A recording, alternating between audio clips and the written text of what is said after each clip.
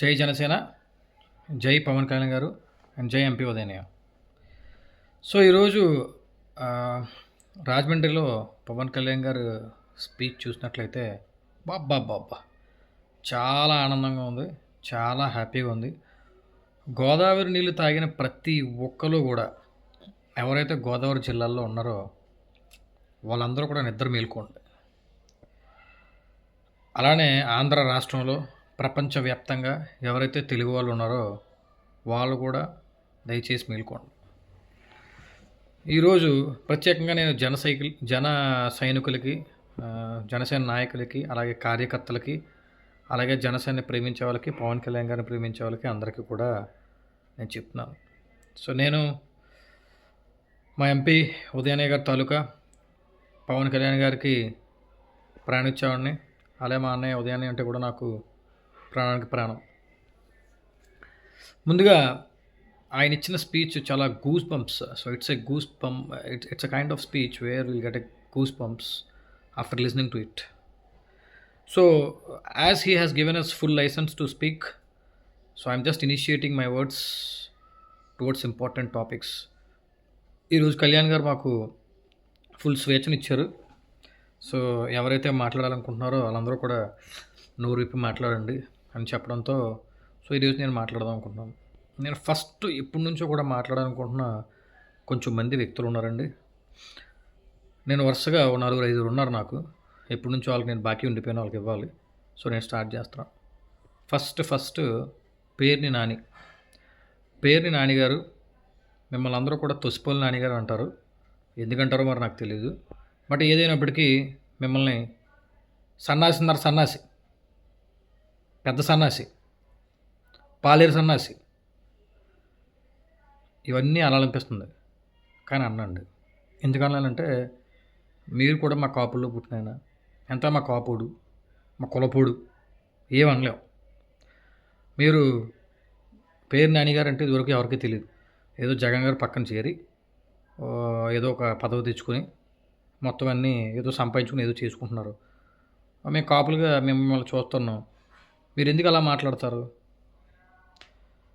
మీరు చెప్పేది మళ్ళీ పవన్ కళ్యాణ్ గురించి, కాపుల గురించి ఇవన్నీ మాట్లాడతారు. నేను మిమ్మల్ని ఒక్కటే స్ట్రైట్ ఫార్వర్డ్ క్వశ్చన్ అడుగుతాను.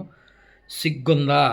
ఒక కాపు పుట్టు నువ్వు ఎందుకు రెడ్డి పార్టీలో ఉన్నావు కదా? సో అలాంటిదప్పుడు నువ్వు ఎందుకు పవన్ కళ్యాణ్ గారిని ప్రశ్నిస్తావు? మాట్లాడితే కాపు కాపు కాపు కాపు అంటావు. నీకెందుకు? నోరు మూసుకొని నీ పన్ను నువ్వు చూసుకో. వచ్చింది చేసుకున్నావు, సంపాదించుకున్నావు, పోయావు కదా, నోరు మూసుకుని హ్యాపీగా కూర్చోవచ్చు కదా. నీకు ఆ టైంలో సినిమాటోగ్రఫీ మంత్రి ఇచ్చారు. నువ్వు చేసిన సినిమాలు అన్నీ కాదు, మేము చూడలేకపోయాం. దయచేసి పేరుని నానిగారు ఇకపై కాపుల గురించి తేకండి. మీకు మాట్లాడే అర్హత ఏమీ లేదు. మీకు నిజంగా దమ్ము అంటే మీరు సింగిల్గా కాపు పోటీ పెట్టండి. మీరు సీఎం పోటీ చేయండి. మీ కిట్టుని హోంమంత్రి చేయండి. నాకు ఐటీ మినిస్టర్ అవ్వండి, నేను వచ్చేస్తాను మీ దగ్గర. మీకు గట్స్ ఉన్నాయా? లేవు కదా. లేనప్పుడు ఎందుకు మాట్లాడతారు? ఏంటేంటో మాట్లాడుతుంటారు. తట్టుకోలేకపోతున్నాం మిమ్మల్ని. దయచేసి పవన్ కళ్యాణ్ గారి గురించి ఆపేయండి, మాట్లాడడం ఆపేయండి. అది సబబు కాదు. మీరు కాపుల్లో ఉన్నారు, మీకు మేము మర్యాదగా చెప్తున్నాం. మేము ఫస్ట్ ఆఫ్ ఆల్ జనసేనలో ఉండే కాపులు, ఎస్సీలు, బీసీలు, ఎస్టీలు ఏం లేవు. మేమంతా ఒకటే. అందరూ అన్నదమ్ముల్లో కలిసి ఉంటాం రాష్ట్రంలో. ఇది మీ వార్నింగ్. గుర్తుంచుకోండి నాన్నగారు, తొసిపోలి నాన్నగారు. సారీ అండి, పెద్దోళ్ళు కదా, మిమ్మల్ని అలా అనకూడదు. మమ్మల్ని అలా పెంచలేదు నాని అన్నగారు. దయచేసి ఇకపై అలా మాట్లాడద్దు. ఇకపోతే రెండోది, నాకు చాలా ఇష్టం అండి ఆ మనిషి. మీకు స్క్రీన్ పైన చూపిస్తాను నేను. అంబటి రాంబాబు గారిని చాలా పేర్లు పెట్టి పిలుస్తారు. ఏదో సుకన్య అంటారు, ఆ కన్య అంటారు, ఈ కన్య అంటారు, నాకు తెలియదు. చాలా పేర్లు పెట్టి పిలుస్తారు. అన్న రాంబాబు గారు, మీరు మాట్లాడితే ఈ అమ్మ కాపుల గురించి మాట్లాడుతుంటారు. నాకు కాపులు, నేను ఇది, నేను అది, తమలాపురం అంటారు. నువ్వు ఎందుకు అయ్యా పోయి జగన్ రెడ్డి దగ్గర ఉన్నావు? నువ్వు కాపు అయితే కాపుల పార్టీ పెట్టుకోవచ్చు కదా. మొన్న ఏదో ఉత్తుత్తు నిరాహార దీక్ష చేసి 2 రోజులు ఆకలేసిందంటే తినేసావు. నువ్వు కూడా మాట్లాడేస్తావు మా ఊళ్ళ కోసం. పవన్ కళ్యాణ్ గారి గురించి మాట్లాడే ఇంగిత జ్ఞానం, అసలు నువ్వు సరిపోతావని నేను అడుగుతున్నాను. ఆ డ్యాన్సులు ఏంటి, ఆ వాలకం ఏంటి, ఆ మాటలు ఏంటి, ఆ చేష్టలు ఏంటి? Do you think you are the most intelligent person in the world? If you think like that I'm sorry, certainly you are not. You are not. నువ్వు మా కాపుల్లో పుట్టావని చెప్పుకోవడానికి సిగ్గుగా ఉంది. So when you are and minister, have you visited any time Kakinada? మొన్న వచ్చేసి ఊపుకుంటూ దేనికి? పద్మనాభం గారి దగ్గర కూర్చుని ఏదో అది ఇది రాసేసుకుని ఏదో నేను కాపు అని చెప్పడాక. అచ్చా, నువ్వు కాపు ఏంటి? కాపుల్లో పుట్టినోడు అంటే ఎలా ఉంటాడో తెలుసా? కాపుల కోసం రక్తం దారిపోతాడు. వంగవీటి రంగా గారిలాగా, మా పవన్ కళ్యాణ్ గారిలాగా అలా ఉంటారు. నీకులాగా గుంట నక్కల్లా ఉండరు. మిమ్మల్ని అందరినీ గుంట నక్క కాపులు అంటారు. అదే అంద స్వచ్ఛమైన కాపులు వేరు, గుంట నక్క కాపులు వేరు. అయినా నేను మాట్లాడకూడదు, ఇది ఇవన్నీ మాకు ఎగినెస్ట్ యాక్చువల్గా. మేము మాట్లాడం, కానీ మాట్లాడాల్సి వస్తుంది. ఏం చేస్తాం మీలాంటి వాళ్ళ వల్ల. అది కూడా ఈరోజు మా పెద్ద ఆయన పర్మిషన్ ఇచ్చారు కాబట్టి మాట్లాడుతున్నాం. దయచేసి ఇంకెప్పుడు ఈ కాపులు, చౌదరులు, రెడ్లు ఇవన్నీ తేగా. దయచేసి మూసుకుని నీ పని నువ్వు చూసుకో. ఇంకోసారి మా పవన్ కళ్యాణ్ గారి గురించి మాడితే అస్సలు బాబు. ఇది నీకు అంబటి. నెక్స్ట్,